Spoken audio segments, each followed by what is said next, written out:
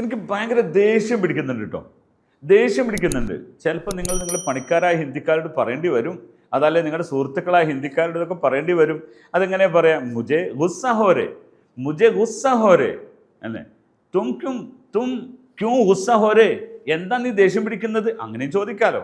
ഗുസ്സ ഹോരെ, നമ്മുടെ മാനേജർ സാബ് ബഹുത് ഗുസ്സ ഹോരെ, നമ്മുടെ മാനേജർ ഭയങ്കര ദേഷ്യം പിടിക്കുന്നുണ്ട്.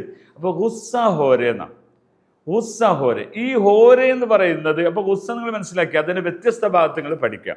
ഇനി അതോടൊപ്പം തന്നെ ഈ ഹോരെ, അവിടെ പറയാം നമുക്ക് എനിക്ക് ടെൻഷൻ ആകുന്നുണ്ട്. ആ വാക്ക് എങ്ങനെ പറയാം? എനിക്ക് മുझे बहुत ടെൻഷൻ ഹോരെ. ആ ടെൻഷൻ എന്നുള്ള വാക്ക് ഇംഗ്ലീഷ് തന്നെ കൊടുത്താൽ മതി.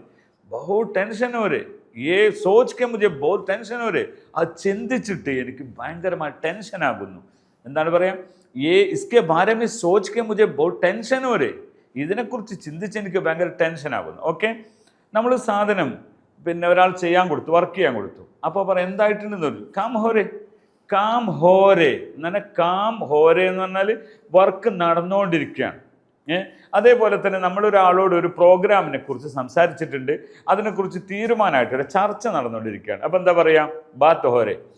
ബാത്ത് ഹോരെ എന്ന് പറഞ്ഞാൽ എന്താണ്? ബാത്ത് ഹോരെ, സംസാരം നടന്നുകൊണ്ടിരിക്കുകയാണ്. ഓക്കെ, അപ്പോൾ നമ്മൾ കുറേ വാക്ക് പഠിച്ചു. ടെൻഷൻ ഹോരെ, ടെൻഷനാവുന്നു. ഗുസ്സ ഹോരെ, ദേഷ്യമാകുന്നു. കാം ഹോരെ, പണി നടക്കുന്നു. ഇതൊക്കെ ഉണ്ട്. ക്യാ മുझे തക്ലീഫ് ഹോരെ, ക്യാ ഹേ യേ മുझे തക്ലീഫ് ഹോരെ, ക്യാ ഹേ യേ, എന്താ ഇത്, എനിക്ക് ഭയങ്കര ബുദ്ധിമുട്ടാവുന്നു. തക്ലീഫ് എന്ന് പറഞ്ഞാൽ ബുദ്ധിമുട്ടെന്ന് പറയാം. മുझे बहुत तकलीफ हो रही, क्यों तंग कर रहे तुम, मुझे तकलीफ हो रही, നീ എന്താ എങ്ങനെ പ്രയാസപ്പെടുത്തുന്നു, എനിക്ക് അങ്ങനെ പ്രയാസമാണ് കേട്ടോ.